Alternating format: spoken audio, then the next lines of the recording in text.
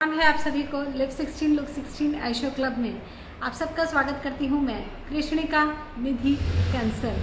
Professor Ashwini ji Agarwal जिनकी technologies ने एक नया पैराडिग्म, एक नया हॉराइजन हम लोगों को दिखाया है, क्योंकि उन्होंने संभव करके दिखाया है लिव 16 लुक 16 को। आज इसी विषय में उनसे बात करने जा रहे हैं, इज एजिंग अ कर्स और अ ब्लेसिंग। उम्र के साथ साथ हम बूढ़े होने लगते हैं तो एक तरफ देखने में ऐसा लगता है कि ये अपने आप में एक कर्स है। प्रकृति ने हमें बूढ़ा होने के लिए छोड़ दिया है, मजबूर किया है कि हमारा शरीर धीरे धीरे डिटोरेट होगा। लेकिन दूसरी तरफ क्योंकि हमारा एक्सपीरियंस बढ़ता है, क्योंकि हमारी लाइफ के रीजंस ऑफ एंजॉयमेंट बढ़ते हैं, लाइफ में सक्सेस ज़्यादा आती है उम्र के साथ, तो इसलिए हमें ऐसा भी लगता है कि एजिंग कैन बी और should be actually a blessing. आज इसी सब्जेक्ट में हम अश्विनी जी से बात करने जा रहे हैं, जो हमारे साथ बहुत जल्द जुड़ेंगे। उनसे ये समझेंगे कि ऐशो मैनेजमेंट जिसके बारे में वो बात करते रहे हैं, अपने आप को मैनेज करना, अपनी हैप्पीनेस को मैनेज करना, ऐशो मैनेजमेंट सीख के क्या एजिंग एक्चुअली हमारे लिए एक ब्लेसिंग बन सकती है। क्योंकि गुड ओल्ड डेज, आमतौर पे सभी लोग आपको ये कहते हुए मिलेंगे कि वो पुराने दिन ज़्यादा अच्छे थे। पुराने दिन से आज के दिन को हम जब कंपेयर करते हैं तो कहीं ना कहीं हमें लगता है कि ओ कितना मज़ा आया था, हम वहाँ घूमने गए थे, कितना अच्छा था, हम सब साथ होते थे। लेकिन अब ऐसा तो कुछ नहीं है, बिकॉज थिंग्स डू चेंज। पर ये चेंज जिसको हम पुट टुगेदर एजिंग का नाम देते हैं, क्या एक्चुअली ये हमारे लिए एक दुखी होने का कारण है? क्या होना चाहिए? या ये सिर्फ हमारी ही इनएबिलिटी टू हैंडल आवरसेल्फ है, जिसकी वजह से हम एजिंग से जूझते हैं? समझने की कोशिश करते हैं कि एजिंग इज़ अ ब्लेसिंग और इज इट अ कर्स। अभी तक हमने उनसे समझा कि ह्यूमन रेस में, मनुष्यों में 4 चक्र होते हैं जो हमें अपने मेंटेन करने होते हैं, और काम, मोक्ष या साम दाम दंड भेद जैसे शब्दों के अर्थ, और इनको हम लाइफ में प्रैक्टिकली कैसे यूज करें। वासना का शब्द अर्थ हमें बताया। ये सब एक तरह के इन्फेक्शन है जो हमारी लाइफ की हैप्पीनेस को खत्म करते हैं, कंफ्यूजन्स हैं। प्रणाम अश्विनी। प्रणाम अश्विनी जी, आपका बहुत बहुत स्वागत है आज के इस प्रोग्राम में। अभी तक हम आपसे चक्रों के बारे में चक्रों के बारे में बात कर रहे थे। आपसे हमने साम दाम दंड भेद और 5 चोर, काम क्रोध लोभ मोह ईर्ष्या के बारे में जाना। एक प्रश्न मन में आया था कि इज एजिंग अ ब्लेसिंग और अ कर्स? आपको क्या लगता है कि उम्र के साथ, चाहे हमारी उम्र कितनी भी बढ़ जाए, क्या एक्चुअली ये एक हमारे लिए ब्लेसिंग है? क्योंकि हमारा एक्सपीरियंस बढ़ता है, रीजन ऑफ हैप्पीनेस बढ़ते हैं, हम ज्यादा सक्सेस अटेन कर पाते हैं विद टाइम। तो actually ageing should be a blessing for us, but ऐसा है नहीं, या people look at ageing as a curse. क्या एक्चुअली रियलिटी है, फैक्ट्स क्या है, यूनिवर्सल फैक्ट्स क्या है, इसके बारे में ये आज आपसे जानना चाहते हैं। जी, ageing actually is a man-made process. It never used to be a curse. It was a blessing, but it was made curse by human beings. कैसे? यहाँ पर एक सबसे बड़ा जो इंपॉर्टेंट एग्जाम्पल समझना पड़ेगा, वो समझना पड़ेगा आदि शंकराचार्य का। आदि शंकराचार्य को अगर हम थोड़ा सा भी समझने की कोशिश करें, मतलब उन्होंने क्या ज्ञान दिया उसकी बात नहीं कर रहा हूं मैं, मुझे नहीं मालूम उन्होंने क्या ज्ञान दिया, पर उनको अगर समझे, शंकराचार्य को समझे। शंकराचार्य, 2 चीज हो गई, एक तो शंकराचार्य को समझना और एक शंकराचार्य के दिए हुए ज्ञान को समझना। तो शंकराचार्य जी के दिए हुए ज्ञान का तो मुझे मालूम नहीं है क्या दिया उन्होंने, क्या नहीं दिया, परंतु आदि शंकराचार्य जी को समझने में मैंने जो समझा वो एक इतना मतलब इंटरेस्टिंग सब्जेक्ट है कि वो ही अपने आप में इतना बड़ा ज्ञान है कि मैं बता नहीं सकता। बताऊंगा तो जरूर, क्योंकि बता तो सकता ही हूं, पर जितना मुझे समझ में आया उतना बता सकता हूं मैं। और इस विषय पे पहले क्या रिसर्च हुई है मुझे नहीं मालूम, पर मुझे ऐसा लगता है कि जो आज का जो साइंस है वो उन्हीं को, वो ज्ञान को समझने की कोशिश नहीं कर रहा है, वो लोगों को समझने की कोशिश कर रहा है, जो कि मेरे ख्याल से उनको समझ में आने वाला है नहीं, क्योंकि ज्ञान समझने के चक्कर में ऐसा उलझ गए ये लोग कि इनको पता ही नहीं है कि ज्ञान होता क्या है, विज्ञान क्या होता है। ज्ञान से विशेष ज्ञान बनाने लग गए, विज्ञान बनाने लग गए, तो उस चक्कर में उस पर्सनैलिटी को समझना जो है वो संभव रहा ही नहीं। एक्चुअली वो ज्ञान ही गायब हो गया, वो समझ ही गायब हो गई कि हमें किसी को समझना है तो वो समझे कैसे, वो ज्ञान ही गायब हो गया। यहां पर एक और एग्जांपल मैं दे सकता हूं शंकर का, जो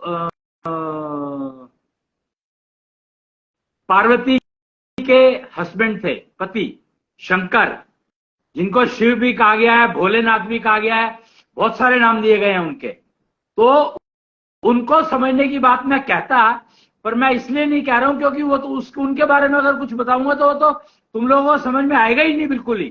तो इसलिए मैंने लेटेस्ट एग्जांपल पिक किया, उठाया, वो है शंकराचार्य का, कि शंकराचार्य जी की उम्र, एजिंग की बात कर रहे हैं हम लोग, आज एजिंग का चैप्टर लिया तुमने, तो इसलिए मैं एजिंग के ऊपर बताना चाह रहा था। तो मुझे आदि शंकराचार्य का एग्जाम्पल समझ में आया कि वो बेस्ट एग्जाम्पल होगा बताने के लिए। हालांकि और बहुत सारे एग्जाम्पल हैं अवेलेबल, पर आदि शंकराचार्य का एग्जाम्पल समझना बहुत इंपॉर्टेंट है, बहुत इंटरेस्टिंग है, क्योंकि वो पर काया प्रवेश कर लेते थे और 16 साल की उम्र में एक पंथ चला है षोडशी पंथ, पता नहीं आप लोगों ने सुना है कि नहीं सुना। 16 के रहो 16 के दिखो, और एक लिव 16 लुक 16 एशो क्लब जो मैंने बनाया, मतलब हमने बनाया, मैं और मेरी मिसेस वाइफ, हम दोनों ने मिलकर के इस क्लब की रचना की है, इसको क्रिएट किया है, एशो क्लब, लिव 16 लुक 16। तो 16 साल की उम्र में शंकराचार्य पर काया प्रवेश कर लेते थे। इसका मतलब पता है क्या है? इसका मतलब है कि वो किसी भी मरे हुए को जीवित कर सकते थे कुछ टाइम के लिए।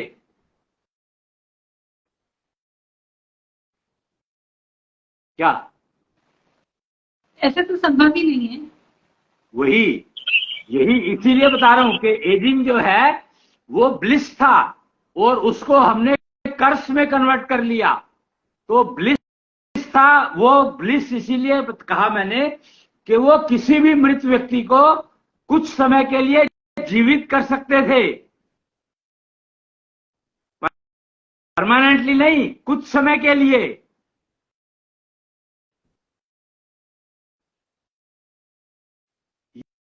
ये बहुत इंपॉर्टेंट इंटरेस्टिंग बात है। उन्होंने परकाया प्रवेश किया है, हम मान लेते हैं, और किसी मृत व्यक्ति में वो प्रवेश कर जाते थे, तो वो जो व्यक्ति है जो मृत हो चुका था, उसका बिहेवियर तो शंकराचार्य जी जैसा रहेगा। मान लीजिए मिस्टर एक्स की डेथ हो गई, एक बात बताओ मेरे को, एक बात बताओ, नहीं ओके, एक बात बताओ मेरे को, मैंने स्टेटमेंट क्या कही? पर काया प्रवेश जी, शंकराचार्य को डू देम जी, यानी उसका मतलब क्या हुआ कि वो किसी भी मृत व्यक्ति को जो अभी अभी मरा है उसको जीवित कर सकते थे कुछ देर के लिए। मैंने ये कहा, परकाया प्रवेश का कोई मतलब नहीं है, वो तो एक टेक्नोलॉजी है, लेकिन वो क्या कर सकते थे इससे, वो किसी भी मृत व्यक्ति को जो विद इन 1 आवर मरा है उसको जीवित कर सकते थे कुछ देर के लिए। मैं ये कह रहा हूं उसका परिणाम।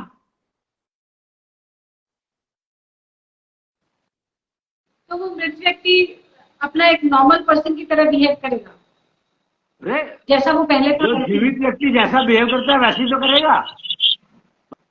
बात तो जीवित व्यक्ति और मृत व्यक्ति की हो रही है, वो मृत व्यक्ति को जीवित कर लेते थे।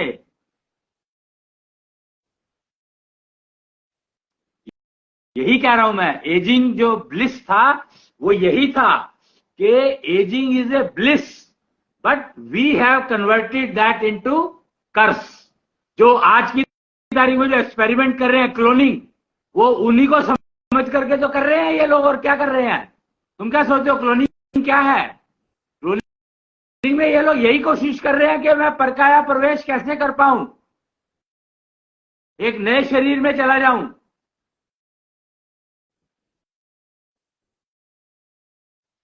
यही समझने की बात है कि एजिंग जो है वो ब्लिस था पहले, लेकिन हमने उसको कर्स कर दिया अपने बर्थडे को सेलिब्रेट करने के चक्कर में।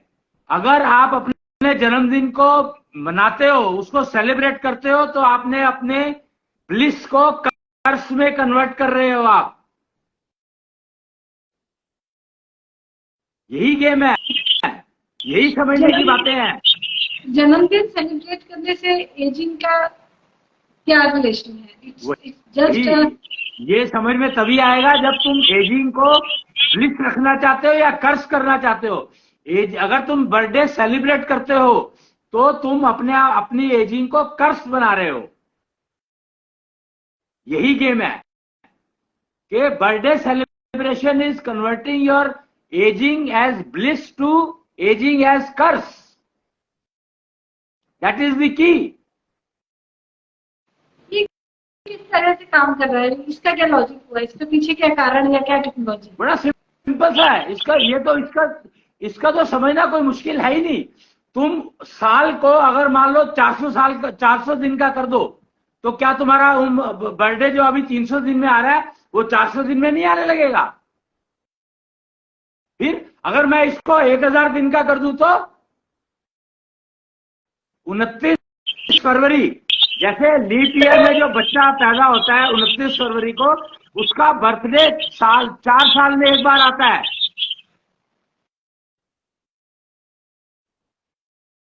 लेकिन ऐसा नहीं है कि वो 4 साल की उम्र में एक ही साल जैसा लगेगा। वो आपको 4 साल जैसा बच्चा दिखेगा, उसका बिहेवियर, तो यानी तुम ये कोशिश कर रही हो कहने की कि live 16 look 16 is not possible? Are you trying to say that? मुझे जो समझ आया लिव 16 का मतलब ये है कि हमने इतना मेंटेन किया अपनी हेल्थ को कि देखने में हम अभी भी 16 के जैसे लगते हैं और हम उतना वैसा ही फील कर पा रहे हैं।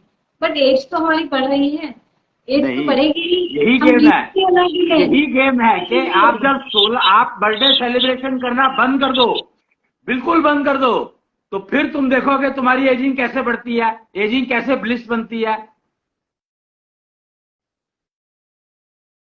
बर्थडे सेलिब्रेशन का मतलब यह है कि तुम एजिंग को ब्लिस की जगह पर कन्वर्ट कर रहे हो कर्स में।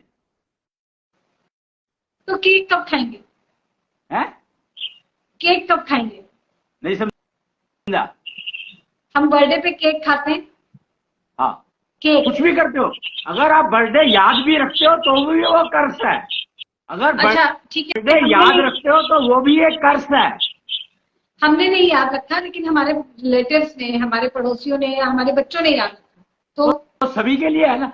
तो कर्स तो तुम्हारे लिए बन ही गया। तुम अगर उस समाज में रह रहे हो जिसमें बर्थडे सेलिब्रेट किया जाता है तो वो कर्स ही है। हम आज भी रामनवमी मनाते हैं, हम शिवरात्रि मनाते हैं, हम गणेश चतुर्थी मनाते हैं, हनुमान जयंती मनाते हैं। हम इन सब के भी बर्थडे सेलिब्रेट करते हैं। हम उनके लिए जन्माष्टमी मनाते हैं हर साल। वो सारे के सारे। हाँ, अब इमेजिन करो आप जन्माष्टमी में हर साल कृष्ण को पैदा करते हो, तो कृष्ण बड़ा कब होगा? सोच करके देखो कि हर साल तुम उसको जन्म दे रहे हो, हर साल जन्म दे रहे हो, और ये नहीं पता कि जन्म देने का मतलब क्या। इतना भी समझ में नहीं आया। बल्कि जन्मदिन खुद बता रहा है कि भैया तुम क्या कर रहे हो मेरे साथ।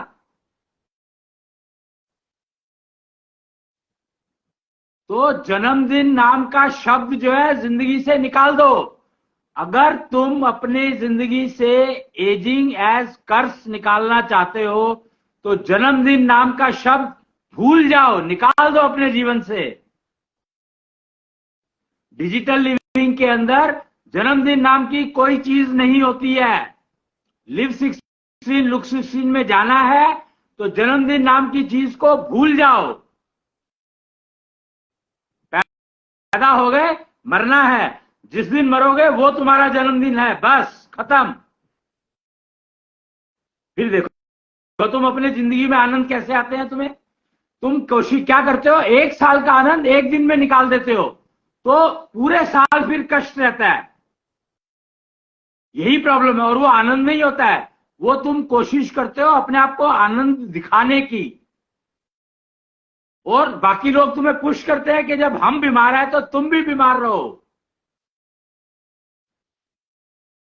हमाम में सारे नंगे हैं, ये शब्द कहकर के क्या कर लिया, मुझे समझ में नहीं आता कैसी कैसी कहावतें बना दी है कि हमाम में सारे नंगे हैं। भैया हमाम का मतलब ही होता है कि वहां पे जब नहाने जा रहे हो तुम तो कैसे नहाओगे। अजीब सी बातें बना, अजीब अजीब कहावतें बन गई जिनका कोई मतलब नहीं है, कोई सिर पैर नहीं है।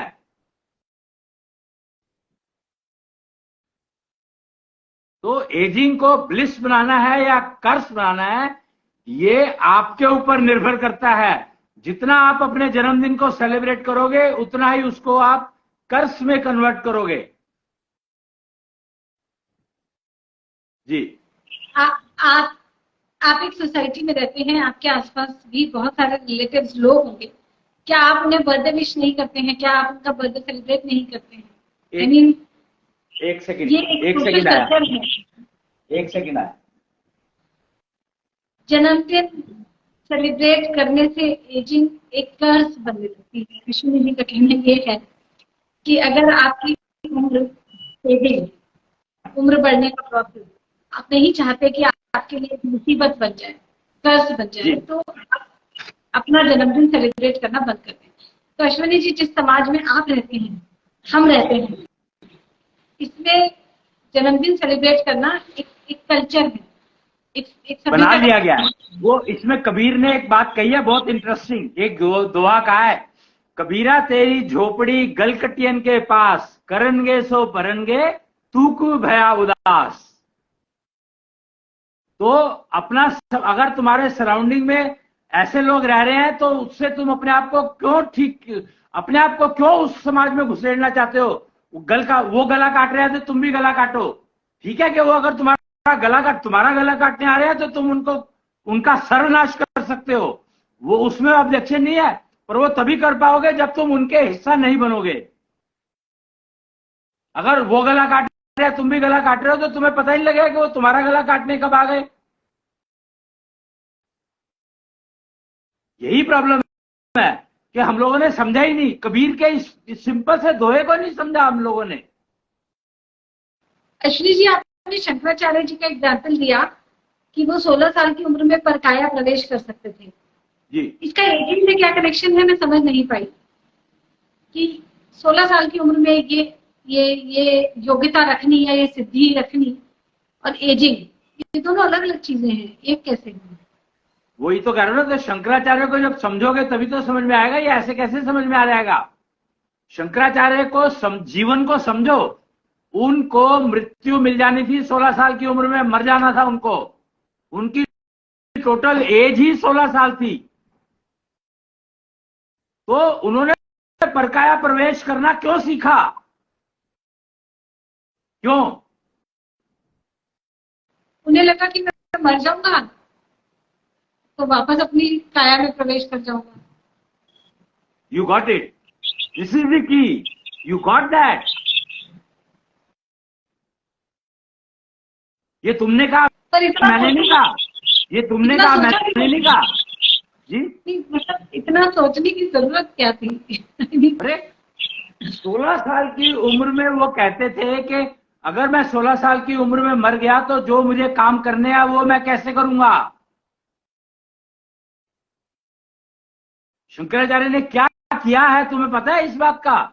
सोचकर देखो, वैदिक कल्चर को उन्होंने किस तरीके से रीएस्टैब्लिश किया, तो वो कैसे करते अगर वो 16 साल की उम्र में मर जाते तो? 16 की उम्र में he had a clear idea कि मुझे ये काम करना है। मतलब 16 साल की उम्र में क्या उन्हें ये क्लियर आइडिया था, ये क्लैरिटी थी कि मुझे ये काम करना है? उनके बूट सेक्टर में लिखा था उनकी मां ने,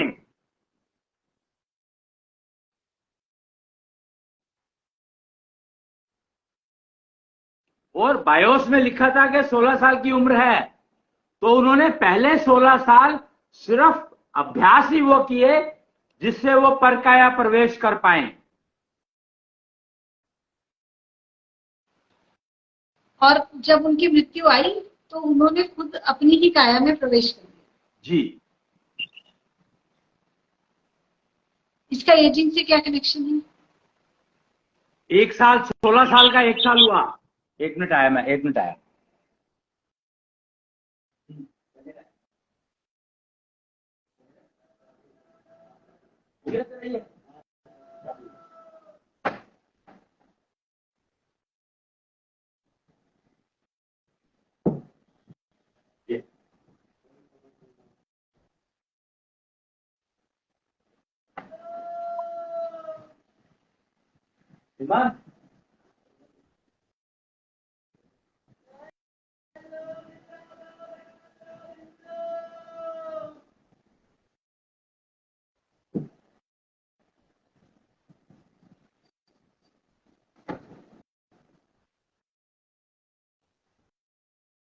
हाँ जी, सॉरी, वो बारिश में पानी आ जाता है ना, तो उसका थोड़ा अरेंजमेंट चल रहा था, तो प्लम्बर आया था। जी। तो Sorry. हम बात कर रहे थे एजिंग की, इज एजिंग अ ब्लेसिंग और अ कर्स। और आपने बताया कि शंकराचार्य जी की उम्र 16 ही साल थी और उन्होंने प्रैक्टिस की कि मैं अपनी ही काया में प्रवेश कर पाऊं, पर काया प्रवेश उन्होंने सीखा और फाइनली जब उनकी मृत्यु आई होगी तो वो अपनी ही काया में प्रवेश कर। जी। तो इससे एजिंग को उन्होंने कैसे डिफाइन किया? क्योंकि शरीर की तो उम्र होती है, शरीर तो बूढ़ा होता जाएगा। क्या चीज? शरीर तो बूढ़ा होता जाएगा ना। शरीर तो पूरा हो ही गया ना। जब शरीर पूरा होने का मतलब क्या है? बूढ़ा बूढ़ा बूढ़ा कहाँ हुआ? 16 साल की उम्र में शरीर बूढ़ा कहाँ हुआ? अब उन्होंने परकाया प्रवेश किया। हाँ। अब मान लीजिए 20 साल बाद उनका शरीर तो उसी तरह बढ़ेगा ना, शरीर तो पुराना होता जाएगा। वही तो कह रहा हूँ ना कि उन्होंने बर्थडे सेलिब्रेशन नहीं किया ना कभी भी। मैंने बर्थडे सेलिब्रेट नहीं किया का मतलब ये नहीं है कि मेरी उम्र नहीं बढ़ी, उम्र तो बढ़ेगी। नहीं बढ़ेगी ना। अरे तुम एक बार, अच्छा मान लो बढ़ती भी है, तो तुम परकाया प्रवेश की अगर अभ्यास करोगे तो तुम कभी मरोगे नहीं। तुम ये क्यों नहीं समझ रहे हो यार इस बात को? इतनी सिंपल सी, मैं शंकराचार्य का एग्जाम्पल क्यों लिया मैंने? और ये अभी भी संभव है, अभी भी कुछ लोगों ने किया है जिनको हम पहचान नहीं पाते, क्योंकि वो वैसे के वैसे दिखते। देखो प्रॉब्लम क्या है कि हम लोग क्योंकि पहचान नहीं पाते, इसलिए नहीं पहचान पाते क्योंकि वो वैसे के वैसे दिखते हैं। अपनी काया में प्रवेश किया उन्होंने तो वैसे के वैसे दिखते हैं, वही आते रहते हैं, वही सब कुछ रहता है। तो इसलिए सामने वाले को कैसे पता लगेगा कि तुमने परकाया प्रवेश किया? तुम मर गए थे, उसके बाद दोबारा जीवित हुए हो? बताओ मेरे को। परकाया प्रवेश का अभ्यास, वो जो कुछ ना कुछ तो योगा और कुछ ना कोई सिस्टम बने हुए हैं, टेक्नोलॉजीज अवेलेबल है और उनका उपयोग अब भी होता है।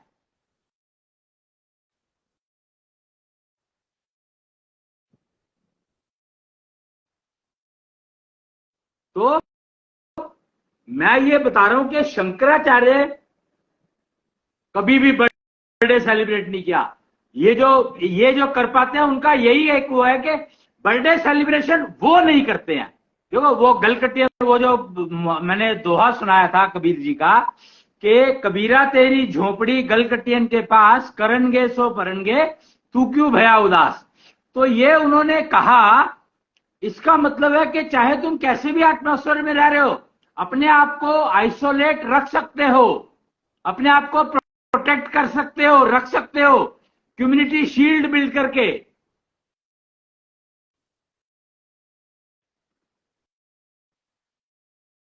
यही खेल है, यही गेम है कि आप अपने आप को हर हाल में कैसा ही वातावरण हो, उसमें आप सामने अगर आपका कोई नुकसान पहुंचाने आ रहा है तो वो आपके 1 मील के घेरे में नहीं पहुंच सकता, उसका सर्वनाश हो जाएगा, सर्वनाश हो जाएगा उसका, किसी काम का नहीं रहेगा वो, पक्की बात है ये।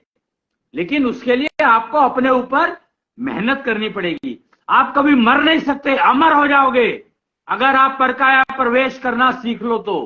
आदि शंकराचार्य को समझो। पर अल्टीमेटली तो आदि शंकराचार्य जी भी मरे या उन्होंने समाधि ली। उन्होंने अल्टीमेटली नहीं है ये, देखो यहां पर खेल है। उन्होंने अपना काम पूरा करने के लिए एक वो चाहिए था उनको, उन्होंने अपना काम पूरा किया, उसके बाद आगे चले गए। जैसे मैं ऑफिस जाता हूं, ऑफिस गया मैं और सुबह गया, शाम को काम करके वापस अपना घर आ गया। एज के साथ शरीर की हड्डियां बूढ़ी होने लगती हैं, हमारी बॉडी की स्ट्रेंथ कम होती है, हमारी आंखों का विजन कम होता है। कुछ नहीं होता, हम लोग करते हैं, कुछ नहीं होता। Ageing is a myth. वो कहते हैं ना लोग के ageing is just a number, age is just a count of number. लोग कहते हैं इस बात को पर समझते नहीं, क्योंकि एज को सिर्फ नंबर बनाने के लिए जो एफर्ट करनी है वो एफर्ट कौन करेगा? तुम्हें ही करनी पड़ेगी। अगर तुम वो एफर्ट करते हो तो गारंटी है कि तुम्हारी ना हड्डियां बूढ़ी होंगी, ना हार्ट में कोई प्रॉब्लम आएगी, किसी भी बॉडी पार्ट में कोई समस्या नहीं आएगी। ये गारंटी है, एश्योर्ड है। और तो और कोई तुम्हारा नुकसान भी नहीं पहुंचा पाएगा, और कोई सोचेगा भी अगर नुकसान पहुंचाने की तो उसका अपना सर्वनाश हो जाएगा। यहां तक जा सकते हो तुम। इसका मतलब किसी भी तरह की कोई बीमारी आएगी ही नहीं, चाहे सवाल ही नहीं उठता। बीमारी नाम की चीज तो अभी भी बहुत सारे लोगों में बीमारी कहां आती है?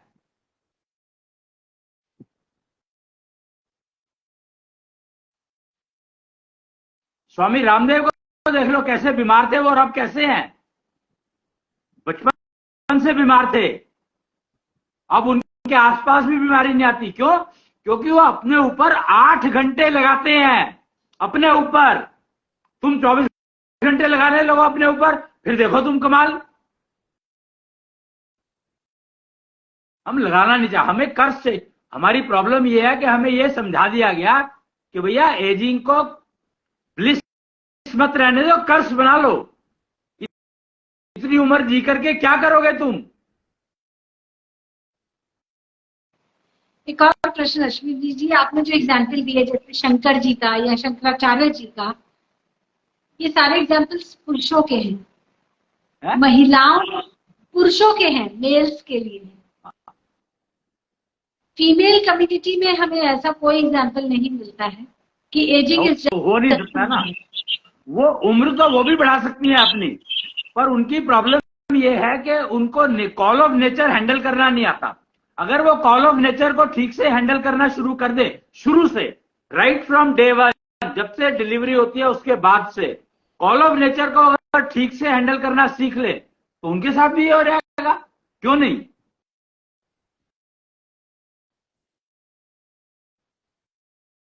जी, इसका मतलब तो अगर हम सीधे शब्दों में कहें तो इट्स जस्ट रॉन्ग मेंटेनेंस या लैक ऑफ मेंटेनेंस, जिसको हम एजिंग कहते हैं। नेचुरली। अच्छा, मशीन कोई भी देखो, अगर उसमें ठीक से ऑयलिंग नहीं करोगे, ठीक टाइम पर उसको मेंटेनेंस रिपेयर नहीं करोगे, ठीक टाइम पे उसकी ओवरऑलिंग नहीं करोगे तो खराब हो जाएगी। और human machinery, it is human machinery only, everything is a machine. Female को मशीन कहा जाता है, मेल को मशीन कहा जाता है, because everything is a machine only. लेकिन प्रकृति में हर चीज की एक उम्र होती है। आप मैं परकाया प्रवेश की बात कर रहा हूं, उम्र की बात तो मैं कर ही नहीं रहा ना। उम्र कहां से आ गई बीच में? अपने ही शरीर में अगर तुम आ जाते हो दोबारा से वापस तो उसमें प्रॉब्लम क्या है? उसमें तुम्हें क्या प्रॉब्लम है? बूढ़ा मन नहीं होता, बूढ़ा शरीर होता है। नहीं होता। अगर उसको मेंटेन रखोगे तो कैसे हो जाएगा?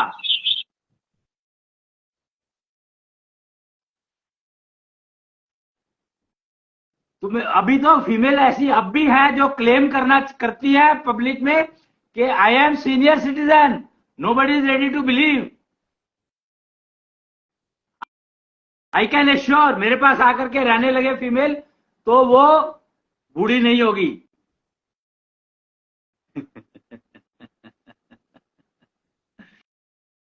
क्योंकि मेरे पास वो सारी टेक्नोलॉजीज है सिखाने के लिए, उसका अभ्यास करेगी, अभ्यास करवाऊंगा, सारा कुछ सिस्टम है। प्रैक्टिस करनी है उसको, जो चाहता है उसको करनी पड़ेगी। आज अगर टीनेज लड़कियां, अगर मान लो टीनेज लड़कियां आज मेरे पास आ जाती हैं कि जी हमें जो है बूढ़ा नहीं होना, तो I can assure they can live 16, look 16 ever, but they have to concern about their life, not anybody else's life. कि उसकी भी ऐसे कर दो तो वो भूल जाओ अपना अपना, नो वन एल्स। तुम्हें अपनी करनी है तो मैं करवा सकता हूं, मैं करवा सकता हूं, करूंगा नहीं मैं करवा सकता हूं। करना तुम्हें पड़ेगा, बताऊंगा मैं, रहना मेरे पास पड़ेगा, मेरे को रोज जो मैं कहूंगा वो एग्जैक्टली करना पड़ेगा वैसा। बात गेम ये है, और रिजल्ट एश्योर्ड है।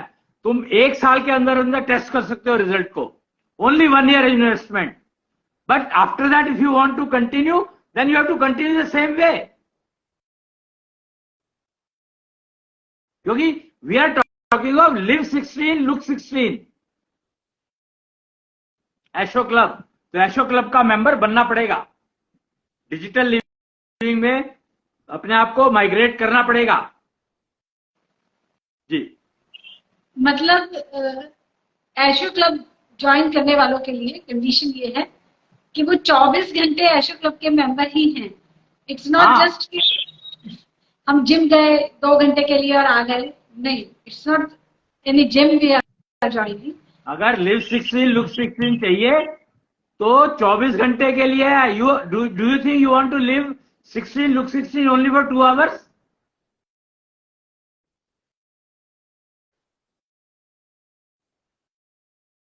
तो अगर वैसा रहना है तो पेन किलर ले लो तो 2 घंटे का आराम मिल जाएगा जी। ये कंसेप्ट है हमारी सोसाइटी में कि 2 गोली ले लेते हैं पूरा दिन ठीक चलता है, क्या प्रॉब्लम है। आई हैव हर्ड ऐसे सेंटेंसेस मैंने सुने हैं। क्या नहीं, प्रॉब्लम ये है ना, नहीं तो फिर तो see that is why you celebrate birthday, because you know that it is not going to repeat, maybe next birthday may not come, that is the problem. Birthday celebration से ageing का क्या connection है? Seriously can't understand. That ये doesn't कैसे matter. connect कर सकता है? That is immaterial. What you can't understand is your problem, not mine.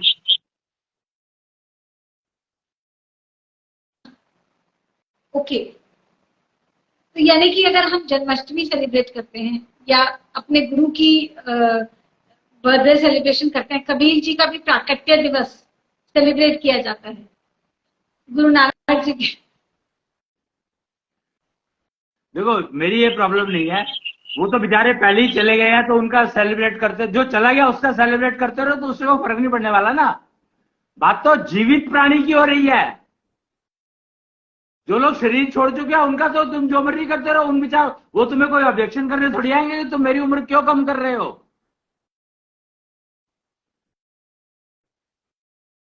अच्छा, एक और हमारे सोसाइटी में कस्टम है एनिवर्सरी सेलिब्रेट करने का, यानी कि विवाह हुआ है तो वी सेलिब्रेट एनिवर्सरी।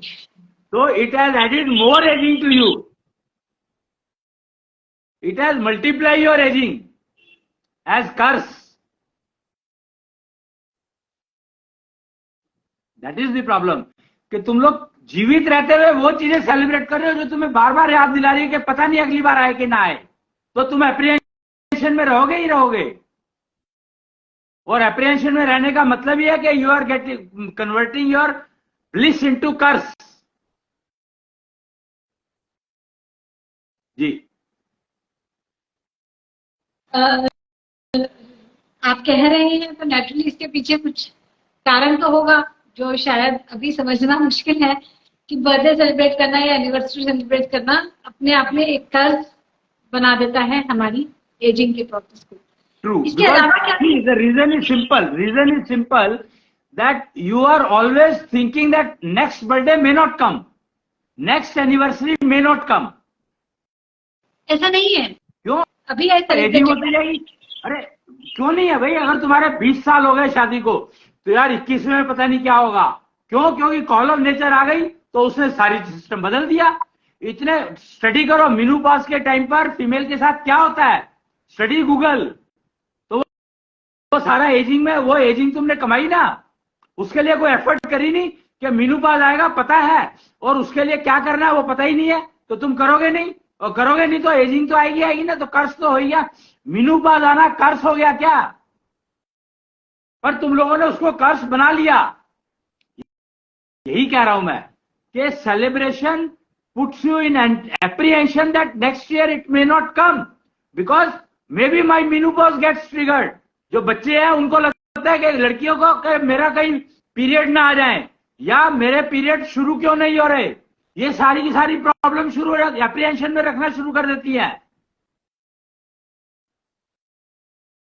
बात को समझो, कॉल ऑफ नेचर को समझना सीखो, ना कि उसको एप्रीहेंशन बना करके और उसको प्रॉब्लम बना लो एक।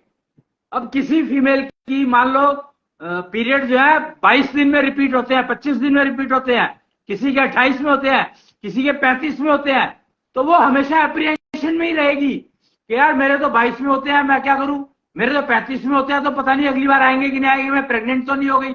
चाहे कुछ भी ना किया उसने, और she will always be in apprehension. अगर एक दिन भी डिले होता है तो कहेगी कि कहीं मैं प्रेग्नेंट तो नहीं हो गई।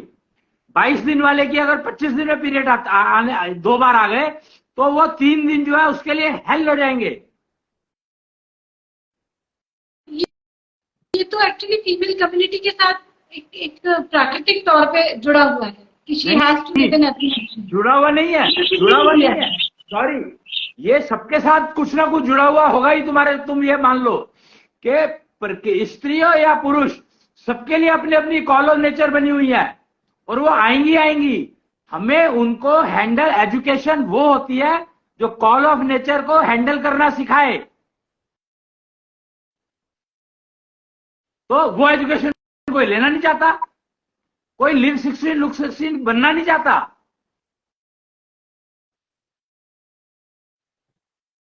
फिर क्या करे? नहीं बनना चाहता तो कोई, बनना नहीं चाहता तो कोई जबरदस्ती तो कर नहीं सकता ना किसी के साथ। और क्यों करे? जबरदस्ती करने का क्या फायदा? अपने बर्डन, अपने ऊपर बर्डन डालो।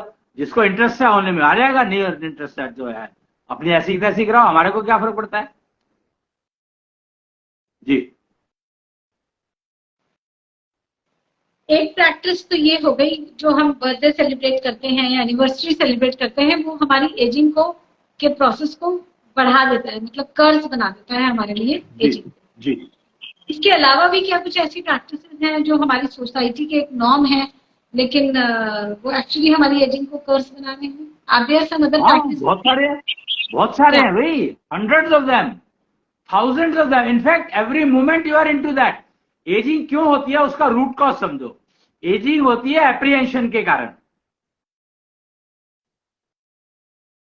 एजिंग का रूट कॉज है एप्रीहेंशन। क्योंकि शंकराचार्य को, again you try to understand the example of Shankaracharya, कि शंकराचार्य ने कहा कि मुझे ये काम करने हैं और इस काम के लिए मुझे समय चाहिए, और वो समय मेरे को, और प्रॉब्लम यह है कि मैं 8 साल की उम्र से वो काम शुरू कर सकता हूं, लेकिन मेरा फायदा नहीं होगा, because I am not stabilised at the age of 8। Each human being gets stabilised at the age of 16, और उनको उम्र ही 16 साल की मिली थी। तो अब क्या करोगे तुम? उनके काम शुरू ही हो सकते थे 16 साल के बाद।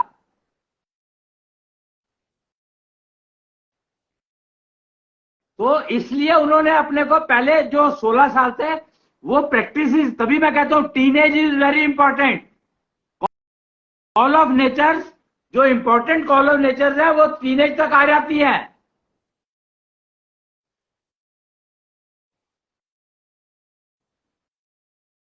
और अगर तुमने उनकी तैयारी ठीक से कर ली, उस 16 साल में तुमने अगर राइट प्रैक्टिसेस कर ली, अडॉप्ट कर ली, तो तुम अपने आप को कुछ भी कहीं भी कैसे भी एस्टैब्लिश कर सकते हो, गारंटी है, पक्की बात है ये। पहले 16 साल इज द की which leads your entire balance life. That is why the club is 16, live 16, look 16। जी,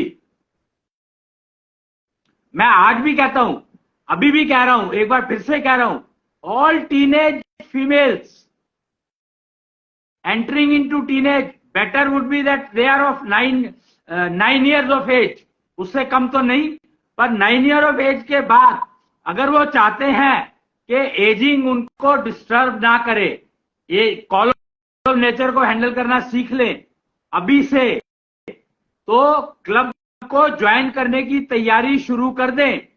पहला इनिशियल प्रिलिमिनरी कोर्स ज्वाइन कर लें, जिससे कि 9 से 16 साल तक, 9 से 18 साल की उम्र में वो अपने आप को स्टेबलाइज जब करें तो वो स्ट्रेंथ उनके पास रहे, बाद में उस स्ट्रेंथ को सिर्फ मेंटेन करना है। ये बिल्डअप पीरियड है, ये जो पीरियड है ये बिल्डअप पीरियड है, इसमें बिल्ड कर लें और फिर उसको सारी उम्र यूज करें, मेंटेन रखें। तो ये कॉल है उनके लिए। जी, इसका मतलब जो एजिंग हमारी कर्स बनती है उसका एक और बड़ा कारण हुआ 16 साल की उम्र तक स्टेबलाइज ना हो पाना।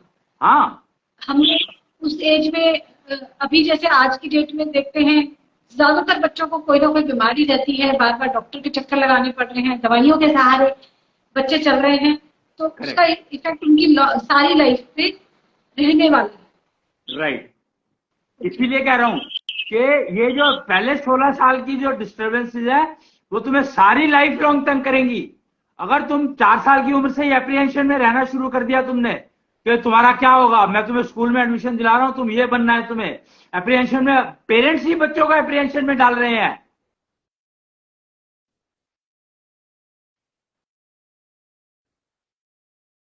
क्योंकि अपने को ठीक रखना जरूरी है, अपने को इंश्योर करना कि मेरे को अगर कोई नुकसान पहुंचाने की कोशिश करे तो उसका सर्वनाश हो जाए। जब ये थिंकिंग आ जाएगी तो समझो तुम डिजिटल लिविंग में आने लग गए। पेरेंट्स जो बच्चे को कहते हैं ना कि आपको ये बनना है, वो बच्चे के लिए एक लक्ष्य निर्धारित कर देते हैं कि आपको ये बनना है तो आपको ऐसे ऐसे आगे चलो। मुझे नहीं पता कि बच्चे की मेंटल हेल्थ पे कितना इम्पैक्ट आता है। ओवर एम्बिशन पेरेंट्स का बच्चों को डिस्टर्ब करता है, ये आज हमारी सारी सोसाइटी एग्री करती है, एक्सेप्ट करती है। और एजिंग, बूढ़ा होना, शरीर का बूढ़ा हो जाना, बीमार हो जाना, उम्र के साथ जीवन जीने की इच्छा समाप्त होने लगना, ये प्राकृतिक बिल्कुल नहीं है। और ये अपने आप को ठीक से नहीं मेंटेन किया गया, इसके कारण आता है। पहले 16 साल अगर हमारे जीवन के स्टेबल तो आगे की पूरी उम्र स्टेबल रहने वाली है, ये तकरीबन निर्धारित हो जाता है अगर हम थोड़ा बहुत अपने आप को मेंटेन करें, ठीक प्रोसीजर्स को फॉलो करके। तो लेकिन first 16 years are absolutely important for our. कर दिया ठीक, 150 देने में अगर जी, सॉरी जी,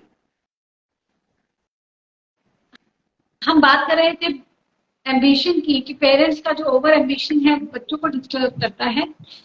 हालांकि मुझे दूसरा तरीका पता नहीं है, क्योंकि मैंने आपकी गाइडेंस में बच्चों को हमेशा फ्री रखा है कि मार्क्स जितने भी आए इट्स ओके, करियर से मोर इम्पोर्टेंट है कि आपकी हेल्थ ठीक रहे और आपकी मेंटल हेल्थ डिस्टर्ब ना हो। देखिए, मैं यहाँ पर सिर्फ एक बात कहूंगा कि प्रॉब्लम क्या होती है जब हम बच्चे को स्कूल में एडमिशन कराते हैं, पेरेंट्स उसको एक एप्रीहेंशन में डाल देते हैं कि तेरे को ये कैरियर में जाना चाहिए, और पेरेंट्स खुद एप्रीहेंशन में रहते हैं कि वो बच्चा अगर कैरियर में नहीं गया तो क्या करेंगे। तो पूरी की पूरी फैमिली एप्रीहेंशन में आ गई।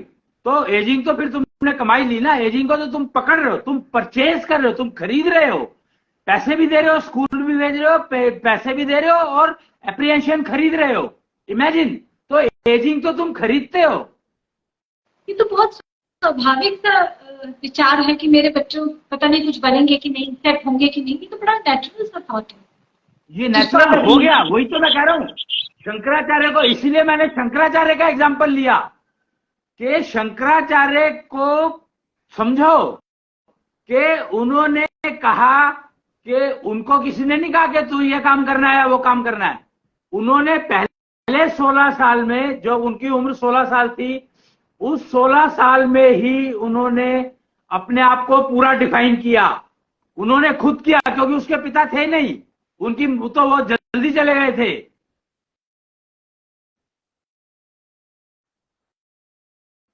और उनकी माँ, वो बहुत एक ऐसी, मतलब उससे बिलोंग करते थे शायद, कि वो सेल्फ मेड थे। उनकी माँ ने उनको सेल्फ मेड बनाया था।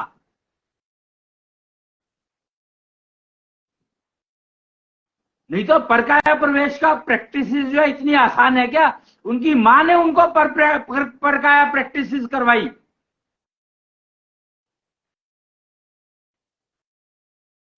तो उनकी सारी एजुकेशन दी माँ ने। यही तो पेरेंट्स ने डिफाइन किया ना कि आपको ये करना है, और बच्चे से करवाया। सॉरी, पेरेंट्स ने नहीं किया। पेरेंट्स ने तो एजुकेशन वो सिखाया, क्या क्या होता है, क्या जीवन है, क्या नहीं है। परकाया प्रवेश की प्रैक्टिस कौन करवाता है?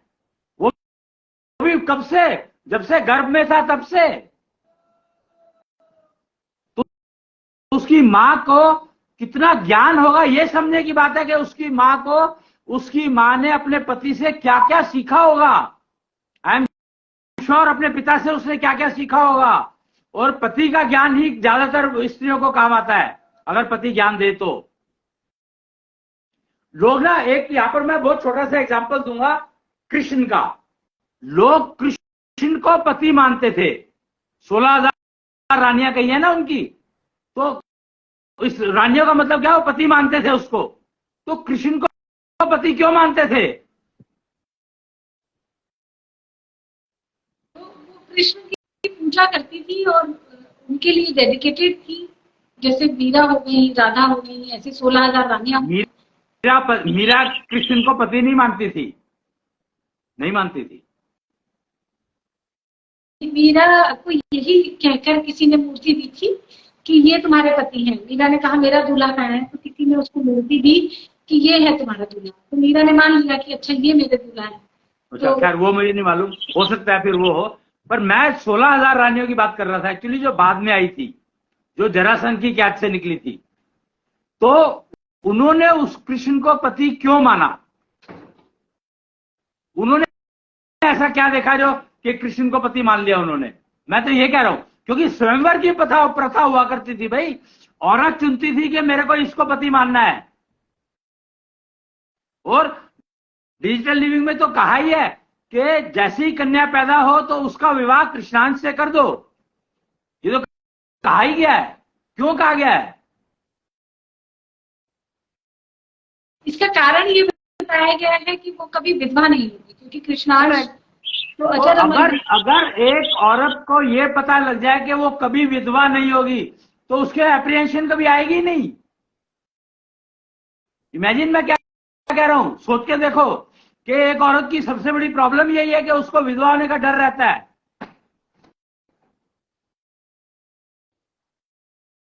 तो उसकी परमानेंट प्रॉब्लम खत्म हो गई। तो भगवान जी के साथ, वो कृष्ण को भगवान मानती थी वो, इसलिए उन्होंने भगवान को अपना पति बना लिया। कृष्णांश भगवान है। अगर कृष्णांश को तुम पति बना लेती हो तो तुम्हारी तो जिंदगी में समस्याएं तकरीबन खत्म हो जाएंगी। क्यों? क्योंकि हवा की ऊर्जा है कृष्णांश, पवन ऊर्जा। तो उसको तो पति बनाना, उसके अलावा तो कोई चॉइस ही नहीं है। अगर उसको पति बना लेते हो और उसका उपयोग शुरू कर देते हो तो लिव 16 लुक 16 एश्योर्ड है।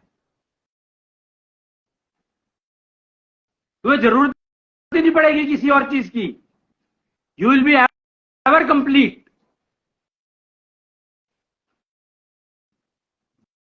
जी।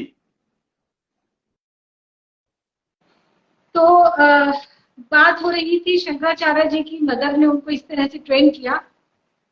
मुझे नहीं पता कि उनका बाद का जीवन काल कैसा रहा।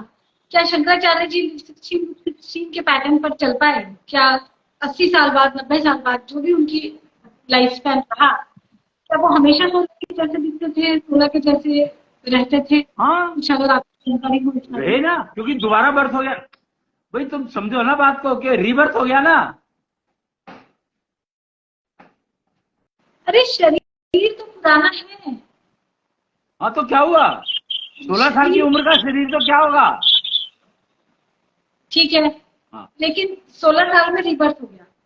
अब 40 इयर्स बाद या 50 इयर्स बाद वो गए नहीं ना, उन्होंने तो अपना जो सारा काम था वो अगले 16 साल में पूरा कर दिया। और उसके बाद वो आगे चले गए कहीं, वो गायब है। उसके बाद वो बताते ही नहीं वो कहाँ है। इस पृथ्वी पे वो बस 32 साल ही दिखे हैं 32। बस। हाँ उन्होंने तुम क्या सोचते इतना हो। हाँ उन्होंने इतना हाँ यही तो मैं कह रहा हूँ, यही मैं कह रहा हूँ कि बता, एग्जाम्पल मैंने शंकराचार्य का क्यों लिया। मात्र 32 वर्ष।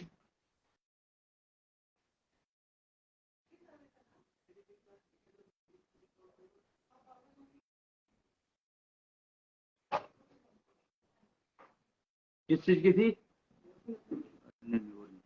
तो वो जो है बिल्कुल एकदम शंकराचार्य एग्जाम्पल अगर समझ लोगे तो स्त्रियों के लिए बहुत फायदेमंद है। वो बहुत ज्यादा लाभदायक है।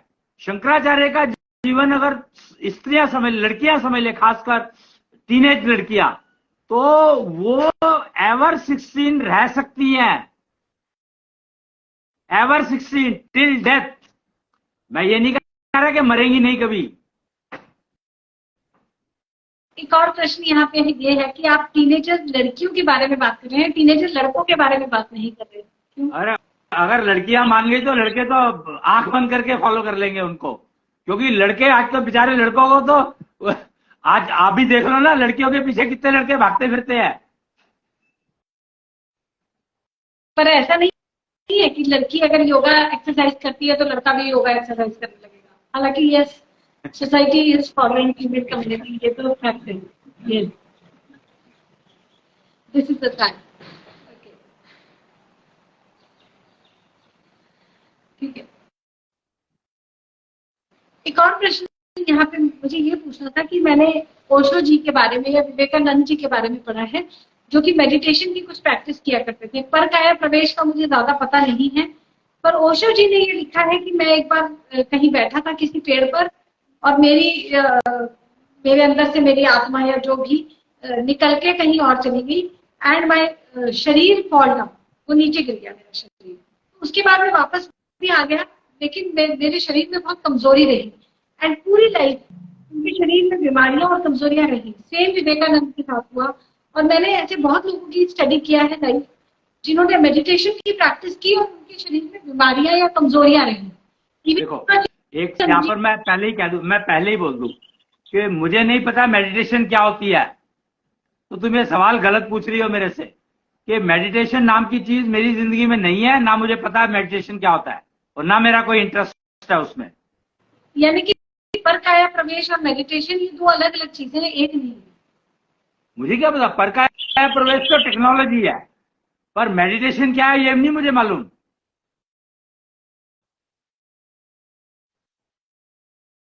जी तो टेक्नोलॉजी को अगर ठीक तरीके से यूज किया जाए तो एजिंग इज नेवर अ कर्स। हमारी ही प्रैक्टिसेस, हमारी ही ट्रेडिशंस, हमारी ही परंपराएं हमारे लिए एजिंग को कर्स बना देती हैं। Otherwise ageing is a blessing in it actually क्योंकि हम उम्र के साथ experience and you will never die if you start learning the technologies which are available। पर काया प्रवेश कितनी बढ़िया टेक्नोलॉजी है, तुम कभी मरोगे नहीं।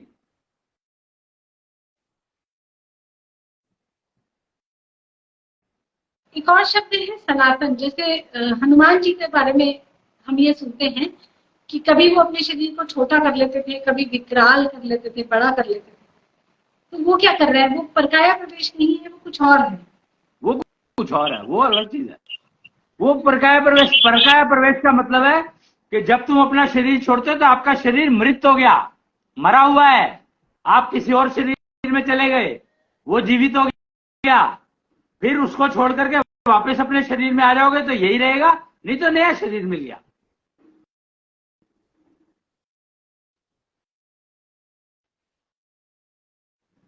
मतलब कोई जिसको आता है परकाय प्रवेश, वो किसी भी शरीर में, मृत शरीर में जा सकता है। मरे हुए, जो मरे हुए ज्यादा देर ना हुई हो उसको, तकरीबन 43 मिनट का हिसाब किताब है, शायद 43 मिनट।